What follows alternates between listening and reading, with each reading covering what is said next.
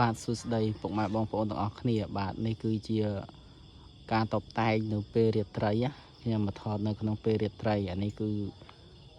កន្លែងយើងតបតែងគឺយើងដាក់បានហើយដែលយើងដេកហើយយើងយកស្លឹកមកចលក់ពណ៌យកមកធ្វើដេកមានផ្កាយមានអីនេះគឺយើងចាប់ផ្ដើមធ្វើបានហើយអញ្ចឹងវារួចរាល់បាន 80% ហើយអ្នកនរគ្នានោះគឺស្លឹកដែលយើងដេក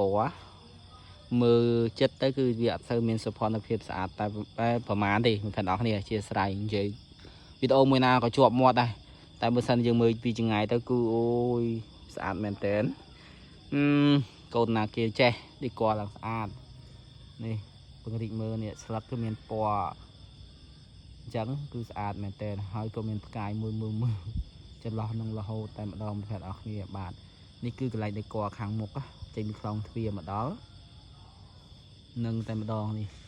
ចេញខ្លងទ្វារមកដល់ត្រឹមនេះគឺដេកហ្នឹងលោកប្រិយអរគ្នាបាទហើយសម្រាប់កន្លែងនេះគឺយើងដេករូបបេះដូងពីភ្លឺបេះដូងពណ៌ផ្កាឈូកដល់ពេលយប់គឺលូតភ្លើងអញ្ចឹងលោកប្រិយអរគ្នាបាទហើយនេះគឺការតបតែងយើងគឺម៉ូដបែបអញ្ចេះស្អាតមែនតើណាយើងអាចថតរូបបានណានេះ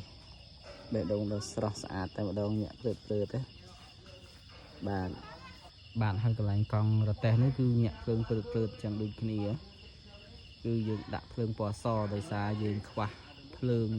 តបតែងច្រើនអញ្ចឹងភ្លើងវានៅខ្វះច្រើនហើយថវិកាក៏ចេះតែខ្សោយទៅអញ្ចឹងគឺតបតែងគឺខ្វះបើសិនជាយើងបានភ្លើងបែបនេះច្រើនខ្សែយកមកតបតែងមិនដឹងស្អាតប៉ុណ្ណាទេបងប្អូនអរគ្នាជាពិសេសនេះក៏ដាំស្វាយនេះកន្លែងវងនេះគឺស្អាតតែម្ដងហើយសូម្បីតែឆាកនេះក៏នៅខ្វះភ្លើងច្រើនសន្ធឹកសន្ធាប់តែម្ដងណាយើងបានភ្លើងយើងយកមកតបតែងទៀតរត់ទៅស្អាតតែម្ដងបងប្អូនហ្នឹងគឺយើងអត់តមករៀបចំតែងបានទេអាហ្នឹងគឺតែបាន 10% ផងកន្លែងនេះគឺយើងអត់តតែងបានច្រើនទេញាក់ព្រឹតតែម្ដងបានគឺភ្លើងអញ្ចឹងហើយយើងចោលភ្នែកកលេចមើលទៅក៏ភ្លើងភ្លឺព្រិចពេញនឹងទៅហើយដែរអញ្ចឹងគឺច្រើនបានច្រើនជាបេះដូងកន្លែងបេះដូងនេះគឺស្អាតជាងគេតែម្ដងបាទដេកបាទនេះគឺជាកន្លែងប្រសង់ប្រក់ស្បូវនៅមុខកត់ធំតែម្ដងមើលបងប្អូនអរគ្នាហើយ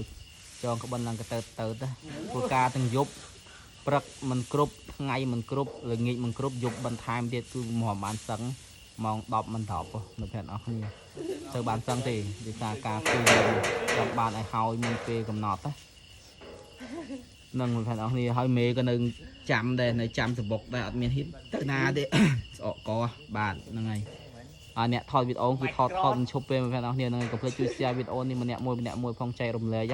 ហើយក៏សូមជួយឧបត្ថម្ភជាថវិកាជាភ្លើងជាដែកអីដែលអាចធ្វើទៅបានតិចតួចស្ដួយស្ដាងឲ្យជួយគ្នាទាំងអស់គ្នាដើម្បីសុខភាពស្រស់ស្អាតនៅក្នុងវត្តសេរីវង្សរបស់យើងបាទអរគុណ